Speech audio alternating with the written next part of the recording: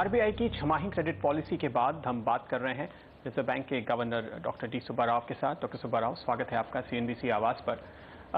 आपने पॉलिसी में जो एक स्टेप लिया, सीआरआर में कटौती की, कुछ उम्मीदें थी कि शायद ब्याज दरें घटेंगी, ऐसा नहीं हुआ। इसके थोड़ी निराशा सबको हुई है, बाजार को, कंपनीज को, जो मान रहे थे कि उनके लिए कर्ज काफ़ी सस्ता होगा। लेकिन वित्त मंत्री को भी बहुत निराशा हुई है। उनको लगता है कि आप उनकी मदद नहीं कर रहे हैं, ऐसा क्यों? Well, thank you, Pradeep, and ये CNBC आवाज़ में ये मौका के लिए बहुत शुक्रिया। जो हम yesterday पॉलिसी किया, जो डिसीजन लिया, वो ग्रोथ इन्फ्लेशन बैलेंस का कंसिडरेशन पर किया है। इन्फ्लेशन तो बढ़ रहा है, इस साल 7.5% था, सितंबर में 7.8% तक बढ़ा और आगे जाकर 3-4 महीने में बढ़ेगा, फिर उसके बाद ही नेक्स्ट ईयर फर्स्ट क्वार्टर में कम होगा। ग्रोथ को देखिए आप, 9.2% था लास्ट क्वार्टर ऑफ 2010-11, वो 5.3% हो गया last quarter of last year, and first quarter of this year it's थोड़ा इंक्रीज हुआ। सो रिजर्व बैंक का चैलेंज था इन्फ्लेशन को कंट्रोल करना, लेकिन ग्रोथ को भी सपोर्ट करना। इसलिए हम पॉलिसी रेट एक्शन को 8% पर ही रखा, क्योंकि वो हमारा एंटी इन्फ्लेशन स्टांस को कंफर्म करेगा।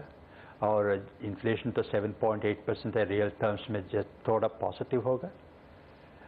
सीआरआर को काट लिया, ये क्योंकि ये लिक्विडिटी का डेफिसिट है, कई कारण से हो रहा है। एक वेज है, क्रेडिट ग्रोथ और डिपॉजिट ग्रोथ अलग अलग रेट से बढ़ रहे हैं, उसके लिए डाइवर्स हो रहे हैं। गवर्नमेंट का कैश बैलेंस हमारे साथ हमारे यहाँ बैठा हुआ है, और अब ये फेस्टिवल सीजन है, लोग करेंसी बहुत डिमांड कर रहे हैं, इसलिए बहुत डिमांड है करेंसी के लिए।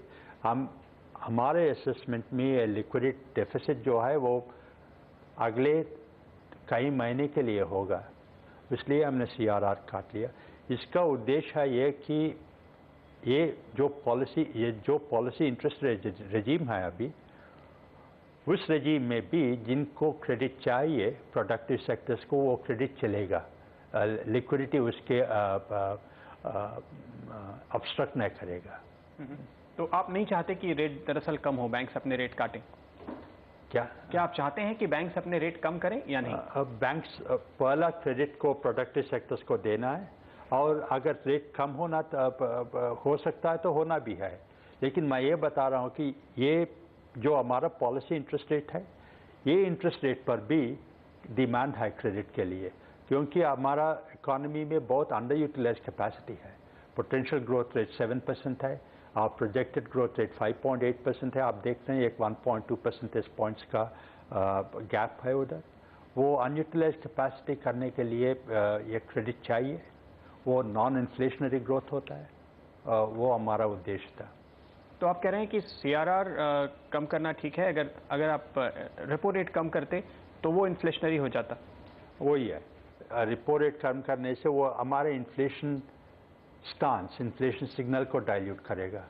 और सीआरआर काट तो ये लिक्विडिटी को इम्प्रूव किया, जो लोग को क्रेडिट चाहिए, अगर ये इंटरेस्ट रेट पर if banks reduce the interest rate, that is even better, that all credit needs will be met. नहीं, लेकिन हमने जो देखा पिछले 2 या 3 महीने में जो माहौल बदला, खास तौर पे नए वित्त मंत्री के आने के बाद, तो हुआ क्या? उन्होंने कुछ घोषणाएं की, उनकी वजह से कुछ पैसा आया मार्केट में, क्योंकि लोगों को लगा कि अब ग्रोथ बढ़ेगी, उसकी वजह से रुपया मजबूत हो गया।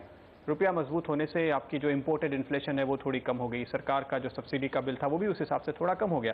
तो सरकार ये चाहती है कि आप इसको और रीइंफोर्स करें, थोड़ी सी ग्रोथ होने की उम्मीद को और बढ़ा दें रेट कट करके। तो ये दरअसल एक वर्चुअस स्पाइरल होगा, आप ऐसा नहीं मानते? नहीं, मैं ऐसा नहीं मानता हूँ। हम सर्टनली हमको ग्रोथ को सपोर्ट करना है, रिजर्व बैंक का और गवर्नमेंट का शेयर्ड रिस्पॉन्सिबिलिटी है, ग्रोथ और इन्फ्लेशन। बट लेकिन ये एक पॉइंट को आप नोट करना है, ये है कि it's not as if growth and inflation are opposed to each other. जब इन्फ्लेशन कम होगा और स्टडी होगा, वो तब ही इन्वेस्टर्स और कंज्यूमर्स वो इन्फॉर्म डिसीजंस ले सकते हैं इन्वेस्टमेंट करेंगे, कंजम्पशन स्पेंडिंग करेंगे, वो ग्रोथ के लिए अच्छा है. So in the short term, there might be some sacrifice of growth, but inflation management, restraining inflation and keeping it low and steady is important for securing our medium-term growth. And on that point, I don't think there is any difference between the government and the Reserve Bank. दोनों यही चाहते हैं growth बढ़ जाए, inflation कम हो जाए. हमारा strategy में, हमारा responsibilities में division है. आपने अपनी पॉलिसी में भी कहा है कि आपको नहीं लगता कि सरकार अपने वित्तीय घाटे के फिस्कल डेफिसिट के टारगेट को हासिल कर पाएगी. नहीं, हमने ऐसा नहीं बताया कि हासिल नहीं कर पाएंगे, लेकिन ये है कि जैसा सब लोग देख रहे हैं, हम भी ये देख रहे हैं, ये फिस्कल डेफिसिट 5.3%. एक्सपेंडिचर, वित्त मंत्री जी ने बोला कि एक्सपेंडिचर को काटेंगे. कहाँ एक्सपेंडिचर काटेंगे, कैसा हो सकता है? ये हमारा डेमोक्रेसी है, बहुत बड़ा चैलेंज है एक्सपेंडिचर का काटना. Which minister will agree that his expenditure can be cut? There will be a lot of discussion, debate on this. But we hope and believe that the finance minister will deliver on that target. तो आप कह रहे हैं कि मुश्किल है खर्चे कम करना? मुश्किल है, but it is within the realm of possibility. आप ये भी नोट करना है कि फाइनेंस मिनिस्टर के पास इंफॉर्मेशन है जो हमारे पास नहीं है. टैक्स रेवेन्यू कैसा आएंगे, नॉन टैक्स रेवेन्यू कैसा आएंगे, एक्सपेंडिचर कहाँ काट सकते हैं. So you must have laid out the road map on the basis of some information that he has and some assessment that he has of the tax and expenditure trends. इस बात पे यहाँ पे लेते हैं एक छोटा सा ब्रेक. लेकिन महंगाई जो सबसे बड़ी चिंता आरबीआई की बनी हुई है, इस बार एक एश्योरेंस भी आया है आरबीआई की ओर से कि मार्च की तिमाही में और उसके आने वाली कुछ 2-3 तिमाहियों में महंगाई लगातार कम होगी. क्या सोच है आरबीआई गवर्नर की, जानेंगे एक ब्रेक के बाद.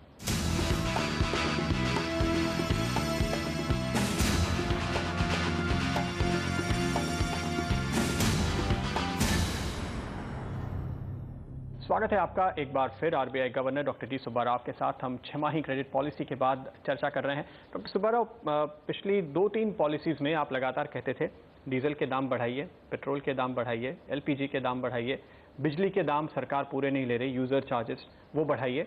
सरकार ने वो सब बढ़ा दिया, उसकी वजह से अब इन्फ्लेशन हो रही है और आप कहते हैं कि ये इन्फ्लेशन चिंता की बात है.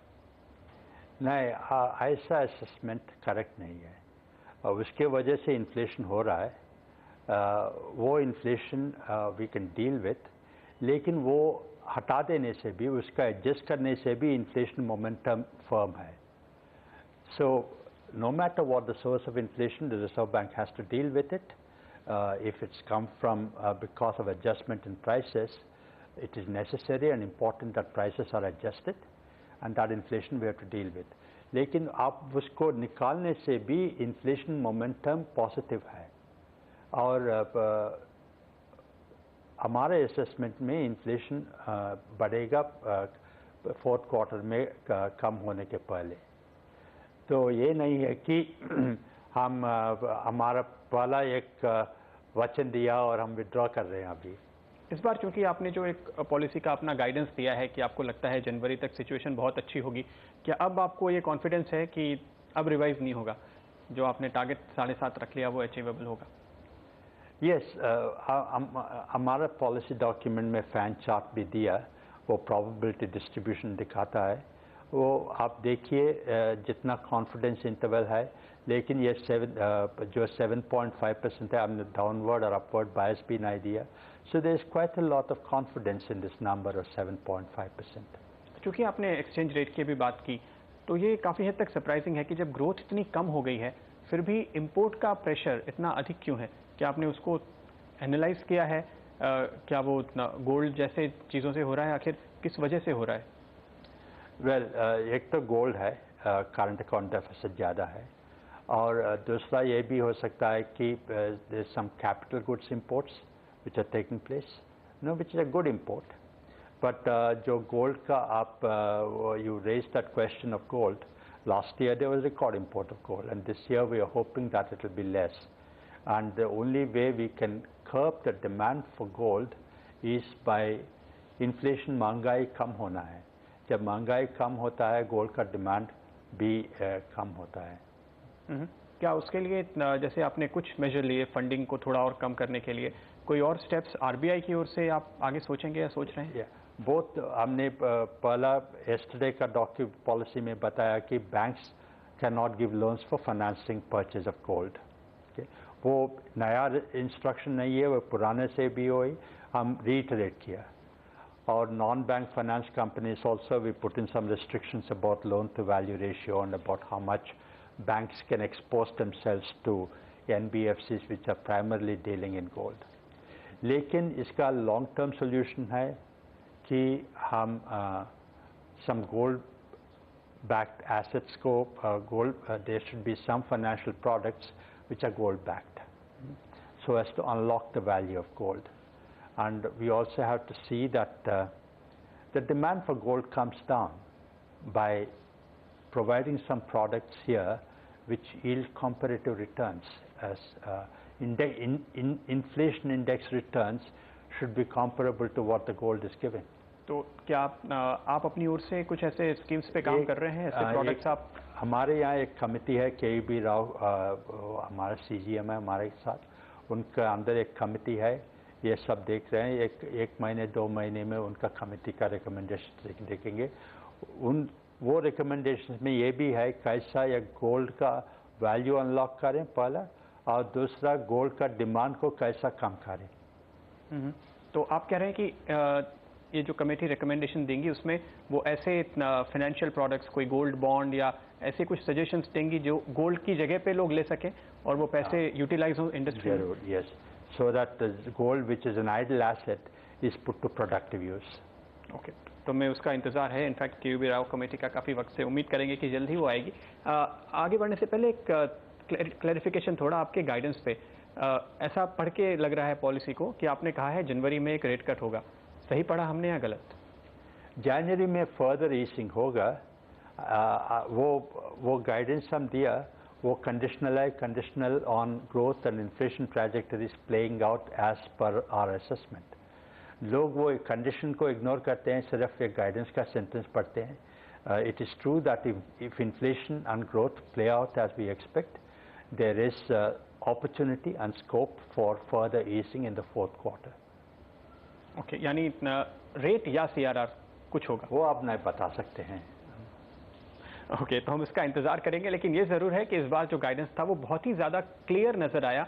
पिछले किसी पॉलिसी में हम लोग आपसे पूछते थे कि अगली बार आप क्या करेंगे, आप कभी इतना क्लियर गाइडेंस नहीं देते थे। इस बार आपने दिया, तो कोई सोच है उसके पीछे? कोई सोच है, ये है कि ग्रोथ के ऊपर बहुत कंसर्न है। growth, as we just said, has moderated. So one of the guiding factors in giving that guidance is that we must give greater clarity, so that those जो investors हैं वो अब भी prepare करेंगे, जैसा कि जब interest rate कम होगा वो investment जल्दी से निकल सकते हैं। और बैंक्स के लिए भी थोड़ा मॉरल सुएशन की लिक्विडिटी है तो रेट कम कर दो। वो certainly not moral suasions. You know, we expect that because of more comfortable liquidity, there will be opportunity for lending more, and indeed for reducing the lending rates. Okay. लेते हैं यहाँ पे एक छोटा सा ब्रेक, लेकिन आगे जानेंगे कि इस पॉलिसी में इन्वेस्टर्स और कंज्यूमर्स के लिए क्या खास बातें हैं।